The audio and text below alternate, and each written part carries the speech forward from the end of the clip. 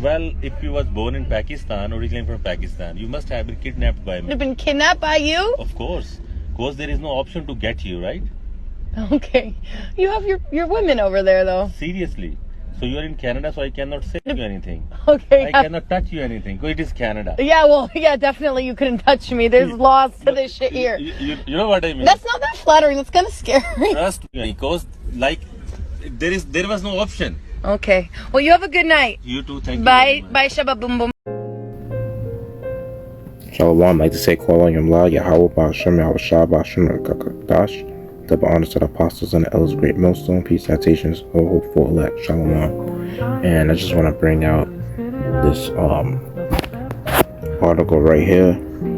It says if you were in Pac, cab drivers exchange with woman passenger in Canada sparks debate. It says in the clip shared on X, formerly Twitter, the cab driver believed to be of Pakistan origin suggested to the woman passenger that if this were in Pakistan, he would have kidnapped her. This is by Bhavya Sukeja, May 17, 2024. It says a video capturing a terrifying exchange between a cab driver and a woman in Canada has sparked outrage and triggered a debate on social media. In the clip shared on X, formerly Twitter, the cab driver believed to be of Pakistan origin suggested to the woman passenger that if this were in Pakistan, he would have kidnapped her. The incident took place in Toronto, worrying the exchange between the two started when the driver said, "If you were born in Pakistan, I'm from Pakistan, you would have been kidnapped by now." The clip was shared on the microblogging site on Tuesday. Toronto Uber driver tells passenger if they were in Pakistan, he would have kidnapped her. Read the caption of the post. The date of the incident is not known. In the clip, when the driver had made the worrisome confession, the woman seemingly shocked asked, "I would have been kidnapped by you." To this, the driver confirmed, saying, "Of course, because there's no other option to get you, right? Since you are in Canada, I cannot say anything to you. I cannot touch you." As the conversation progressed, the woman passenger admitted, "That is not flattery. That is kind of scary." The video has triggered a debate on the microblogging site.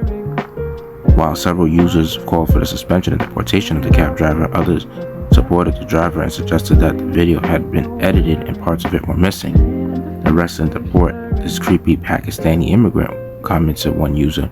"Whoa, that's seriously messed up. If that happened to me, I'd be reporting it to Uber and cops ASAP. No one should be throwing around threats like that, joke or not," said another.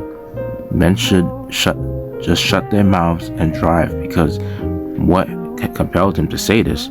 Don't care, it was a miscommunication. Be quiet and get me to my destination," added another. However, one user wrote, "I feel like he's just preaching, like, what if right before he literally said the fun fact, it's so messed up where I'm from that, cause damn, so much shit goes on there and we don't ever talk about it. It's sad. Looks like he has a broken English. He is trying to explain to her that what could happen with her in Pakistan if she was out that late. We need to see the full video," said another. "I'm giving the benefit of the doubt and thinking this was out of context because there's no way this will be said unprompted," expressed a third user. And he could have been talking about how different and how good it was to live somewhere else. "I would lean more towards this woman asking about his home country and why he left," wrote one ex-user. Since being shared, the video has surfaced on several social media platforms and garnered millions of views. And I just want to put my little input on the comments before I bring out the scriptures, but for the most part, for one of the commenters saying that, men should just shut their mouths and drive because what compelled them to say this? Well, I will tell you that, because these women going around here dressed in all type of ways and going out late at night, having no care, no worries in the world of what could possibly happen to them late at night, because they feel like they could call 911 and they feel as though there's cameras around the streets, so they think to themselves they're in good hands. Well, I got news for you. Very soon, cops are not going to be responding to certain crimes of women getting raped or even groped.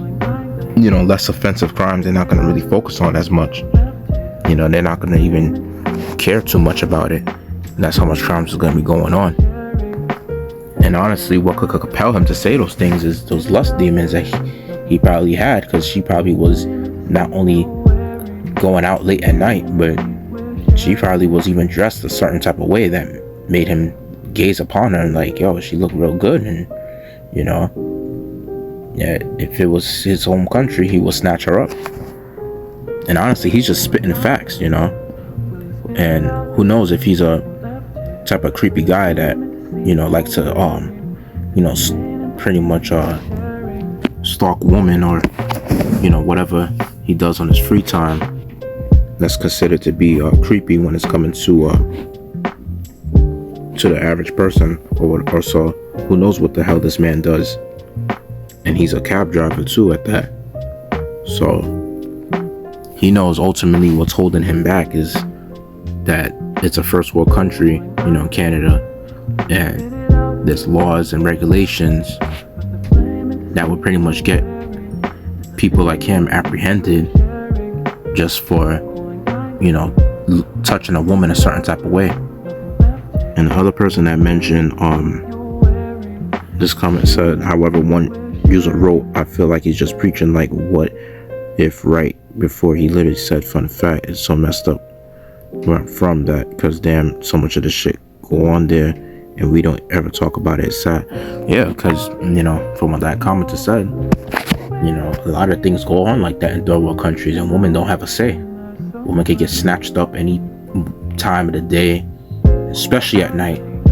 And the fact is that they could get put into a sex trafficking ring where they get being raped hundreds of thousands of times, throughout the whole week, or throughout a few days or so, and no one really seems to care.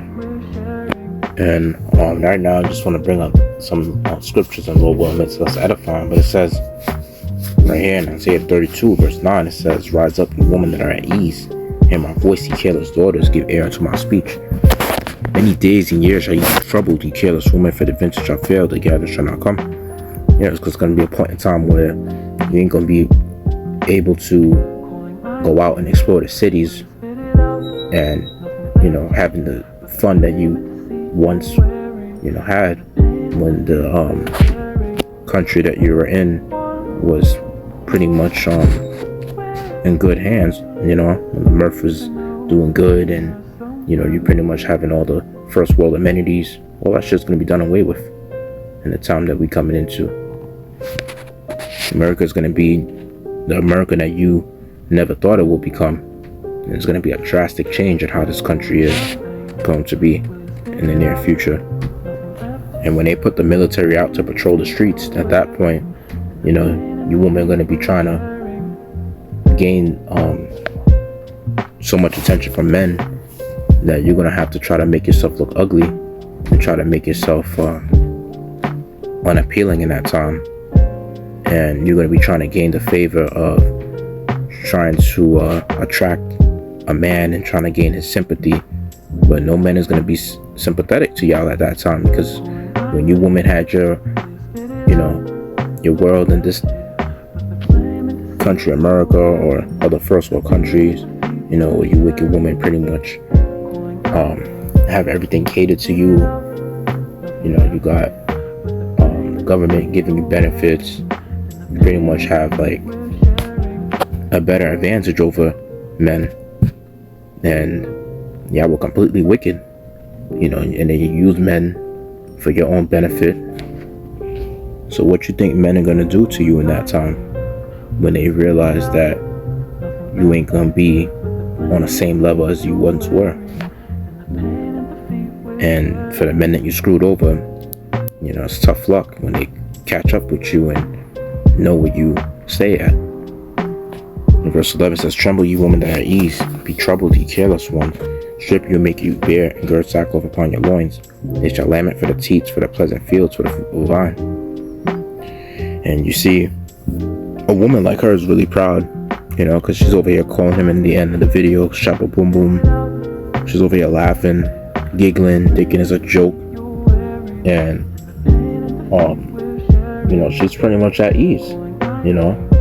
Because it's like a kid that feels as though they could get away with doing bad things. And a woman is nothing more, you know, than just an overgrown kid, to be honest. You know, when you really think about it. But yeah, she's taking light of what this man is saying because she has never been put in the shoes of a woman that's in a third world country. Because as you can see, women in third world country, they would pretty much cover up a lot of times. They wouldn't be going out without the company of a man. They would be in a mindset of knowing a man is above them and respecting every man near them. But when it's coming to a woman like her, the only man that she'll ever have respect for is a man that has, you know, her outstanding requirements met, you know, or that's at least above her outstanding requirements. You know, usually the average outstanding requirements for a woman is pretty much that 666, which is 6 figures, 6 feet tall, and having a six-pack, you know. And the time period that we coming into, as it tells you in Jeremiah the 30th chapter, that time of Jacob's trouble, that where our average man is going to travail as a woman. So even a man that looked like him, you know, that's a regular taxi driver, is going to be travailing as a woman. So how much more you women out there that think this thing is a joke, you know? And for all you women out there that think to yourself that you're above a man or you're equal to a man. So that time period is going to be a real rude awakening for you women. It says in Jeremiah 4:30, when thou art spoiled, what wilt thou do? Though thou clothest thyself with crimson, though thou deckest thee with ornaments of gold, though thou anointest thy face with painting, in vain shalt thou make thyself fair. Thy lovers will despise thee, they will seek thy life. For I have heard as of a woman in travail, and the anguish of her that bringeth forth her first child, the voice of the daughter of Zion that bewaileth herself and spreadeth her hands, saying, woe is me now, for my soul is weary because of murderers. Right. And it ain't gonna be your typical cab driver that's gonna, you know, escort you around. You know, he ain't gonna be chauffeuring you around, you know, the cities without you having to worry about being snatched up and held hostage against your will, because that's gonna be another thing they're gonna do. Because there was one Uber driver, I believe it was, that I forgot what city he did it in, but all I know is that from what I remember, brothers brought up an article about how he ended up killing some stripper because he wanted some pussy or some shit. And yo, you're gonna have guys like that.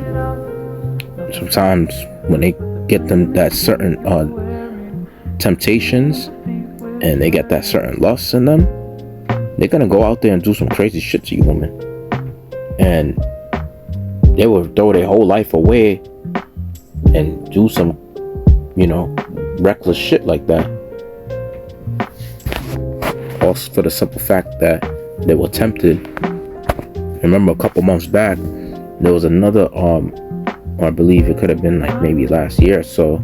You know, time goes so fast, so I don't keep count. And when these instances of crime happens, but there was one incident where this guy named Vale Kelly, and then he killed some girl on Park Slope, and he stabbed her sister, which the other sister survived, and they were twins. One survived and the other one ended up dying. Oh, because they rejected this guy in a party, and they were like in their late teens, and he was like 20 years old or so, in his early 20s. And I'm like, yo, that's some straight up wicked shit. All because they rejected her. All because they rejected him. This man didn't have a switchblade, but he had a knife ready to just slice them. He sliced one on the arm and he sliced the other on the neck. And I was like, wow. And they probably were making fun of him, cursing him out, calling him a bum, you know, belittling him and slandering him. Because, you know, you got women that do that like it's nothing. And what they stupid asses don't understand is that you got some men that really been,